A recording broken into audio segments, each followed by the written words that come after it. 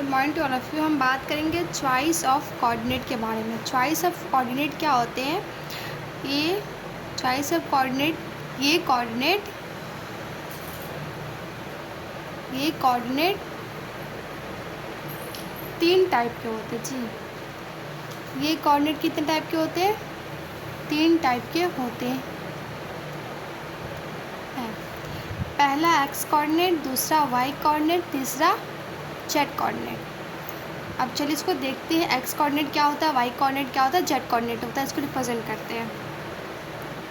ये मैंने line draw किया, इसे मैंने एक्स कोऑर्डिनेट माना, इसको मैंने वाई कोऑर्डिनेट माना और इसको मैंने जेड कोऑर्डिनेट माना।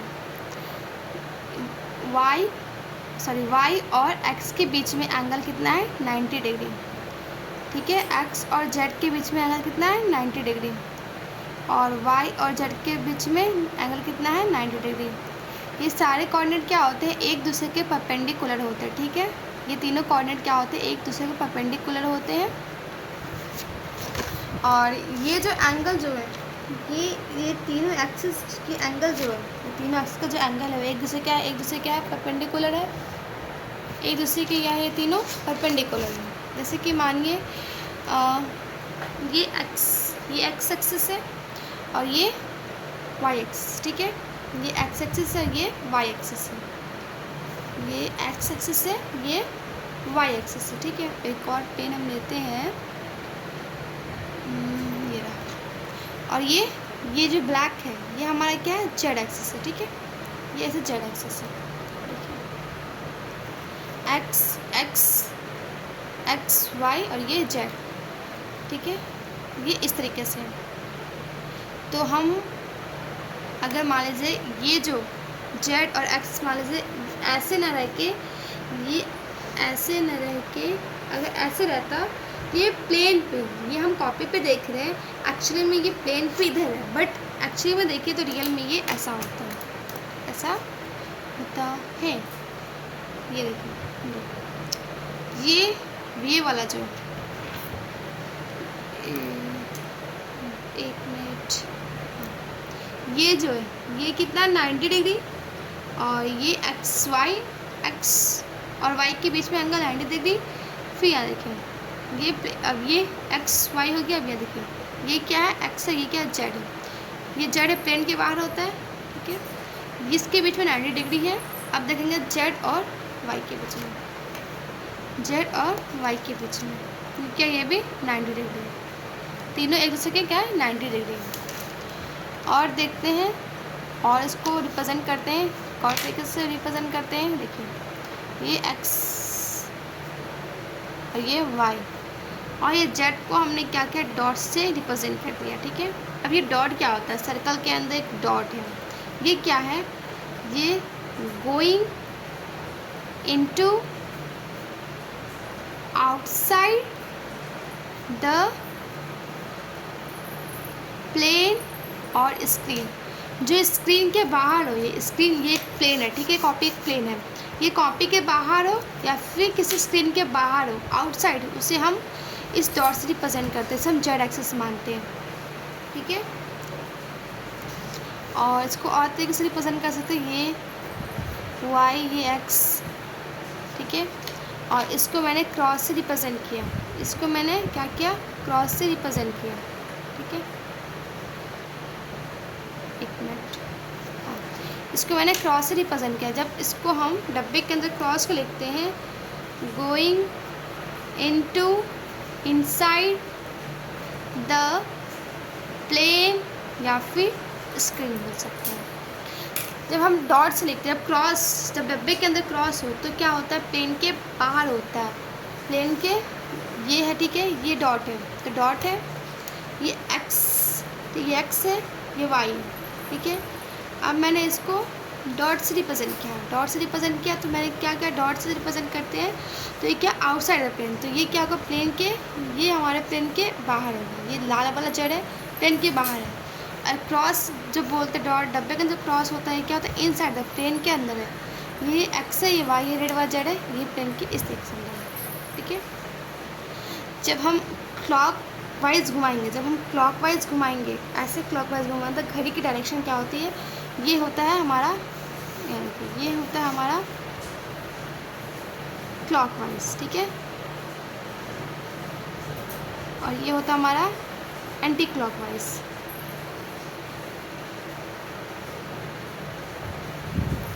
घड़ी के सीधे डायरेक्शन में जाते हैं, तो घड़ी के हम सीधे डायरेक्शन में जाते हैं, घड़ी जब सीधे डायरेक्शन में आते हैं तो ये थंब जो क्या था प्लेन के, ठीक है, अंदर जाता है, इनसाइड जाता है, तो उसको क्रॉस रिप्रेजेंट करते हैं। जब हम एंटी क्लॉकवाइज घुमाते हैं तो एंटी क्लॉकवाइज से बाहर जाता है, प्लेन के बाहर जाता है, इसको डॉट से रिप्रेजेंट करते हैं, ठीक है। इसको और तरीके से रिप्रेजेंट करते हैं डायरेक्शन को हम, एक north, west, east and south. Actually में ऐसा नहीं होता है, अगर ये जो है ये डायरेक्शन क्या है, ये इसको हम डिफाइन इन हॉरिजॉन्टल प्लेन, इसको हम हॉरिजॉन्टल प्लेन पे डिफाइन करते हैं, ठीक है। अब लेट्स सपोज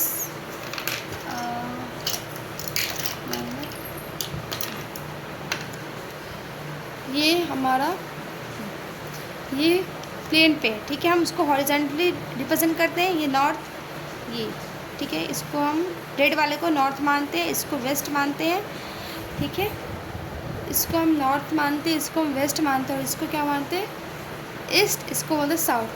ये जो ऐसे था, ये ऐसे था, इस वाले नॉर्थ को मैंने ऐसे घुमा दिया, ये जो था ना, ये था, इसको मैंने, देखिए ये था, इसको मैंने ऐसे करके घुमा दिया, ठीक है, मैं समझाऊँ मैं आपको, नॉर्थ साउथ, ये जो था इसको मैंने ऐसे करके घुमा दिया। जब घुमाया तो जब ये ऐसे था, जब ये ऐसे था, इसको मैंने ऐसे करके घुमा दिया, ठीक है, मैंने ये, यार एक मिनट, नॉर्थ ऐसे था, इसको मैंने ऐसे करके घुमाया, ठीक है, घुमाया तो ये ऐसे बन गया, इसको मैंने, ये था ऐसे, इसको मैंने ऐसे घुमा दिया, तो घुमाया तो ऐसे, ये नॉर्थ था, ये साउथ था, ठीक है।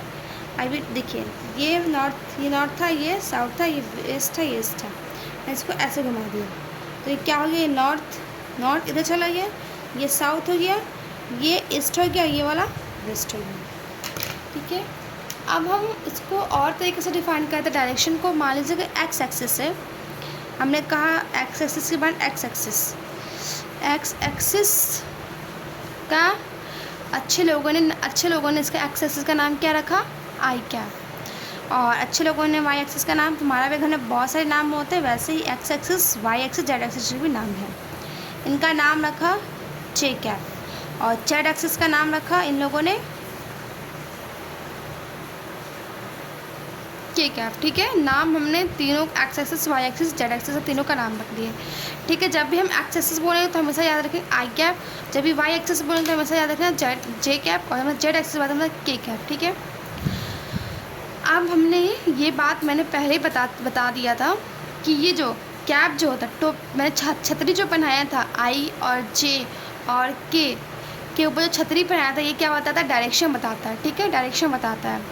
तो अगर मान लीजिए हम सपोज एग्जांपल लेते हैं 2 आई कैप, ठीक है, 2 आई कैप, तो ये 2 क्या है, मैग्नीट्यूड है, और ये आई कैप क्या बता रहा है, डायरेक्शन बता रहा है। मतलब मैग्नीट्यूड कितना यहाँ पे 2 है, और डायरेक्शन क्या है, आई कैप, एक्स एक्सिस में डायरेक्शन है। अगर मैंने 10 जे कैप लिया तो मैग्नीट्यूड यहाँ पे 10, मैग्नीट्यूड यहाँ पे क्या है, मैग्नीट्यूड यहाँ पे कितना है, 10 मैग्नीट्यूड है, 10 जे कैप, तो जेड एक्सिस के अंदर, जेड एक्सिस में, ठीक है, सॉरी वाई एक्सिस में है, जे कैप है तो 10 मैग्नीट्यूड है, जे कैप क्या है, तो फिर मैं डायरेक्शन है कितना, वाई एक्सिस में। अगर मैंने 15 के कैप बोला, 55 के कैप बोला, तो ये 55 मैग्नीट्यूड है, और ये डायरेक्शन सॉरी एक्सिस कौन सी है, जेड एक्सिस में, ठीक है। डिस्टेंसली हम डिफाइन किए थे, ठीक है, एक्स। अब बताते हैं कोऑर्डिनेट का पढ़ा था, यहाँ पे कोई अगर मान लो कोई पॉइंट यहाँ पे थे, एक्स कमा वाई कमा जेड होता है, और उस एक्स कमा वाई कमा जेड एक्सिस होता है, एक्स एक्सिस जो रिप्रेजेंट करते हैं, एक्स क्या मैग्नीट्यूड है, distance in x axis, y क्या है, distance in y axis, z क्या है, डिस्टेंस इन जेड एक्सिस, ठीक है। अगर मुझे डिस्प्लेसमेंट डिफाइन करना हो, तो वेक्टर क्वांटिटी है, वेक्टर क्वांटिटी में क्या चाहिए, हमें सिर्फ डायरेक्शन, और डायरेक्शन से काम नहीं चलेगा या फिर सिर्फ मैग्नीट्यूड से काम नहीं चलेगा। एक तो हमें फिर क्या चाहिए, एक पोजीशन वेक्टर, एक पोजीशन वेक्टर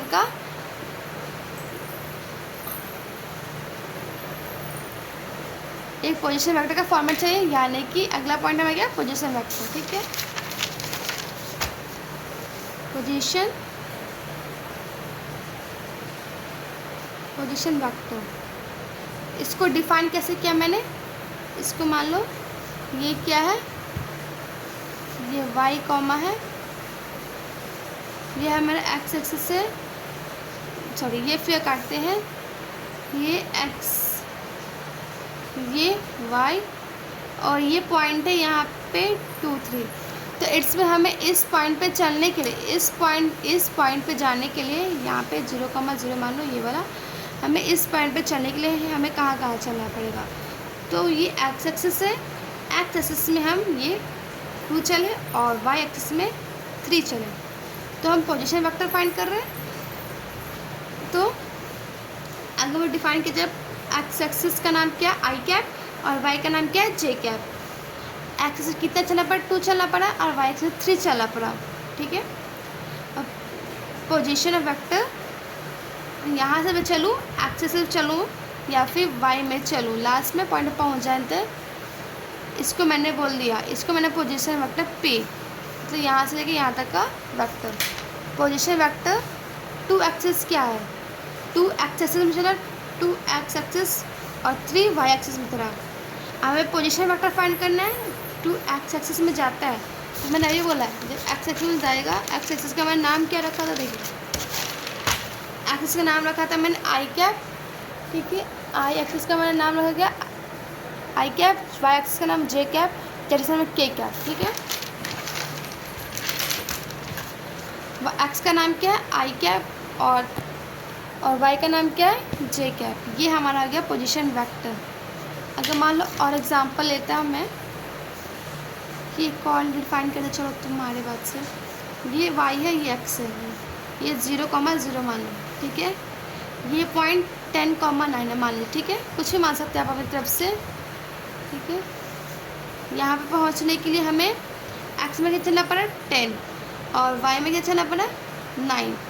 तो यहाँ से ये, यहाँ से 9 यूनिट, यहाँ से 10 यूनिट इसे डिफाइन नहीं किया, मीटर के सेंटीमीटर है। ठीक है, तो इस पोजीशन वेक्टर को मैं बोलूँ ये क्या पोजीशन वेक्टर, ये एक्स एक्सिस में हमें 10 चलना पड़ा, 10 एक्स एक्सिस को हम आई कैप से रिप्रेजेंट करते हैं, 9 वाई एक्सिस जे कैप, ये हमारा पोजीशन वेक्टर है।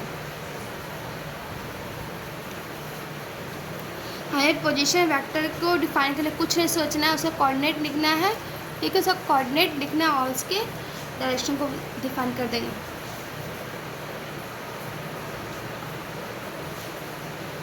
है पोजीशन वेक्टर को रिप्रेजेंट करने कुछ नहीं, कोऑर्डिनेट सोचना, उसका नाम लिखना है। तो इसका एग्जांपल और लेते हैं, मान लो ये जेड एक्सिस बाहर है। ठीक है, ये पोजीशन वेक्टर मान लो ये पॉइंट है, ये एक्स कामा वाई कामा जेड मान लो। ठीक है, ये इसको हम आर पोजीशन वेक्टर मानते हैं, कुछ भी r a b c d कुछ किस भी मान सकते हैं पोजीशन वेक्टर को। मैंने कहा आर वेक्टर डिफाइन करने के लिए इसका कोऑर्डिनेट कितना है, एक्स कामा वाई कामा जेड, एक्स आई कैप प्लस वाई जे कैप प्लस जेड के कैप। ये हमारा क्या गया पोजीशन वेक्टर। ठीक है, पोजीशन वेक्टर को एक और तरीके से देख सकते हैं हम लोग। देखो पोजीशन वेक्टर आर और पी, ये भी आर और पी में डिफरेंट कुछ नहीं, ये तो हम कंसिडर किए कुछ भी। यहाँ x coordinate y coordinate z है, यहाँ पे कोऑर्डिनेट क्या है 0,0। अब इस कोऑर्डिनेट में से इस कोऑर्डिनेट से घटा देते हैं। एक्चुअली वेक्टर को डिफाइन करने के लिए ये जो होता है, ये है हेड, जहाँ से चालू हुआ, ये है जहाँ से चालू हुआ उसे बोलते हैं टेल, और जहाँ जहाँ ख़त्म हुआ उसको बोलते हैं हम हेड। ठीक है, जहाँ से चालू होता है उसको टेल बोलते हैं, जहाँ पे ख़त्म होता है उसको हेड बोलते हैं। ये एक एक्स वाई जेड कोऑर्डिनेट होता है, एक 0 0 0 इस कोऑर्डिनेट को माइनस करा। ठीक है, जहाँ याद रखा, जहाँ से वेक्टर चालू हुआ टेल, जहाँ पे एंड हुआ उसके हेड के कोऑर्डिनेट में टेल के इनिशियल को माइनस कैप को माइनस कर देंगे, उसका नाम लिखा था आई कैप जे कैप माइनस कैप, उसको हम क्या कहते हैं पोजीशन वेक्टर। पोजीशन वेक्टर तब बने जब वो ओरिजिन से स्टार्ट होता है। और क्या बोल सकते हैं, एक्स माइनस 0 आई कैप प्लस वाई माइनस 0 जे कैप। ठीक है, जेड माइनस 0 के। चलिए पोजीशन वेक्टर को हमने डिफाइन कर दिया। एक पोजीशन वेक्टर से निकल के आता है क्या डिस्प्लेसमेंट वेक्टर। ठीक है, अब चलिए आगे चलते हैं।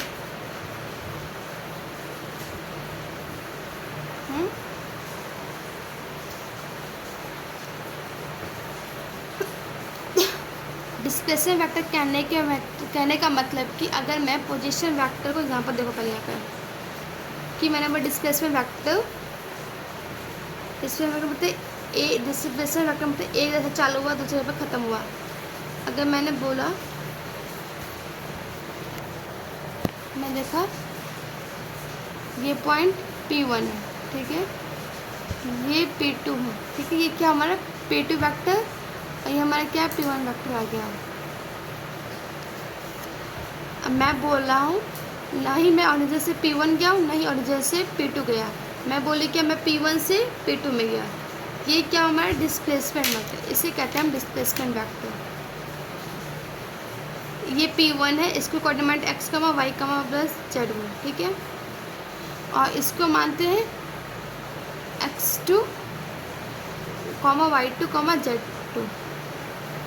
पोजीशन वेक्टर अगर मैं बोलूँ तो P1 की बात करूँ, P1 क्या हमारा पहला पोजीशन वेक्टर, जिसका वैल्यू क्या हो जाएगा x1 i cap plus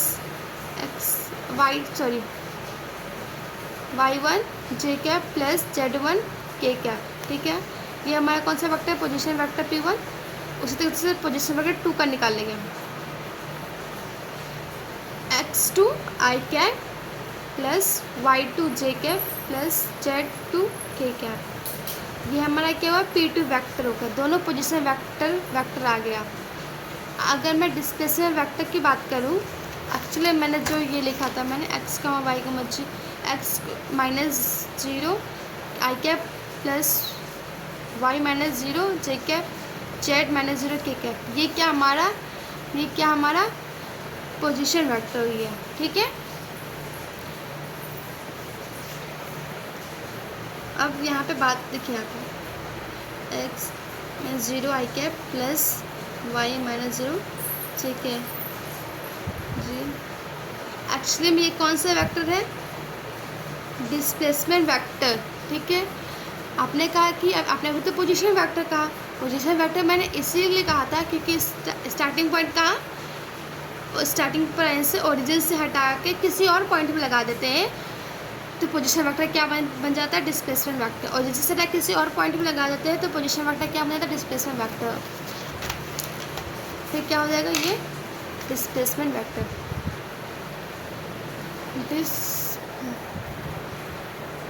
displacement तो डिस्प्लेसमेंट क्या, यहाँ से यहाँ तक स्टार्टिंग पॉइंट P1 और एंडिंग पॉइंट क्या था P2। P1 से P2 गया तो P1 के कोऑर्डिनेट से P2 को माइनस करेंगे तो position vector P2 vector minus P1 vector. ठीक, यानी कि मैं बोल सकता डी वेक्टर डिस्प्लेसमेंट वेक्टर क्या बोल सकता है, P2 वेक्टर क्या होता है x2 i cap plus y2 j cap plus z2 k cap.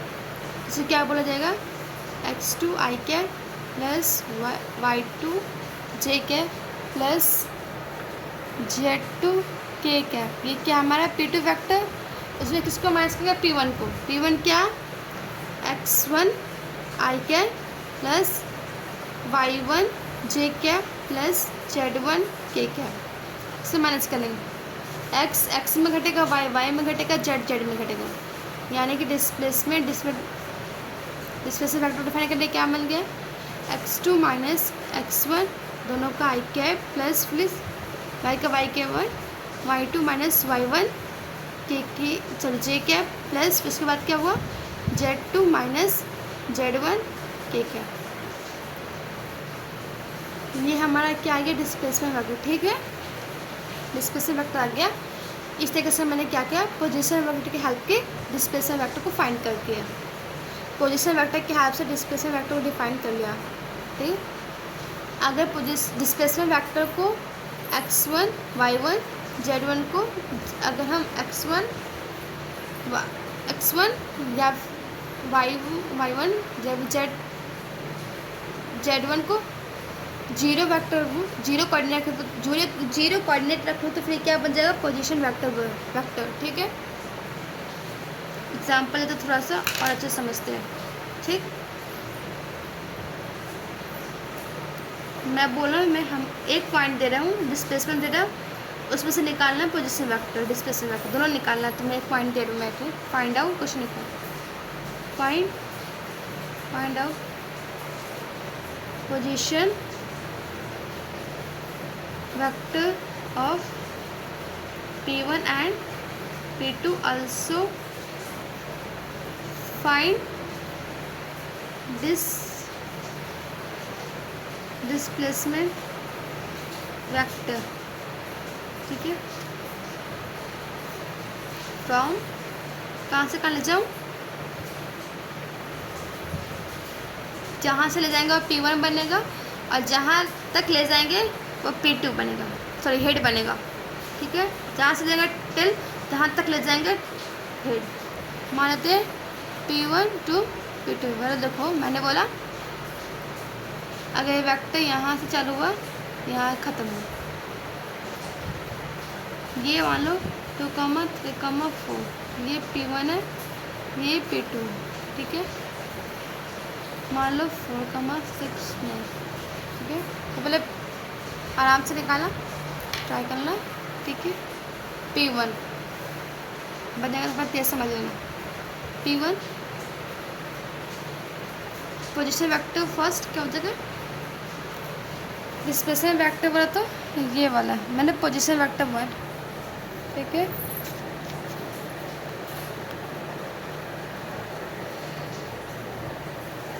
X y z coordinate 2i cap plus 3j cap plus 4k cap. उसी तरीके से p2 के वेक्टर की बात करूँ, 4i cap plus 6j cap plus 9k cap. ये क्या वो position vector of p1 and position vector of p2। ठीक, अगर मुझे डिस्प्लेसमेंट वेक्टर निकालनी हो तो क्या करेंगे, p2 vector minus p1 vector कितनी है, p2 इतना है और ये इसमें से माइनस करेंगे। ठीक है, 4i cap sorry 6j cap plus 9k cap minus 2i cap plus 3j cap plus 4k। ठीक है, 4 minus 2i cap plus 3j cap plus 9 minus 4 5k cap. इस तरीके से मैंने position vector of p1 and position vector of p2, उसके साथ साथ मैंने क्या निकाला, डिस्प्लेसमेंट वेक्टर भी निकाला। ठीक, इस तरीके से मैंने पोजीशन और डिस्प्लेसमेंट को निकाल लिया। ठीक है, position vector and displacement vector को। ठीक है, मैं आशा करती हूँ आपको आज का लेक्चर बहुत अच्छे से समझ में आएगी।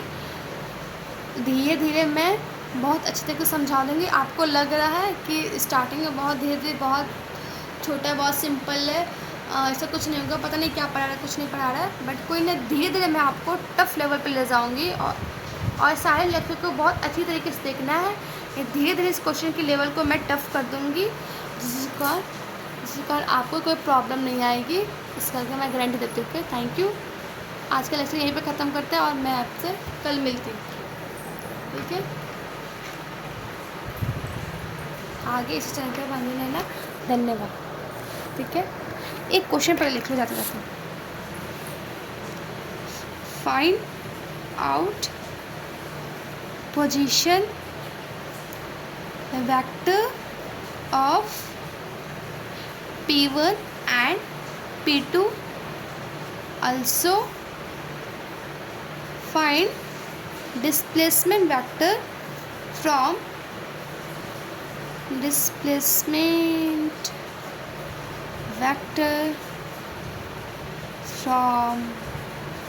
P1 to P2। ये देखो डायरेक्शन मैंने एक्सिस मान लिया, ठीक है। और ये हमने P1 से P2 गए, ये स्टार्टिंग पॉइंट हेड, और जहाँ से स्टार्ट हुआ हेड, जहाँ तक गए वो टेल, ठीक है। यहाँ पे P2 मान लें हम -349, P1 मान लो 102। आप इसको फाइंड करके हमें कल बताइएगा कि पोजीशन वेक्टर कितना है और डिस्प्लेसमेंट वेक्टर कितना है। धन्यवाद, आपका दिन शुभ और मंगल। क्वेश्चन देख लीजिए ध्यान से, ठीक है। Thank you.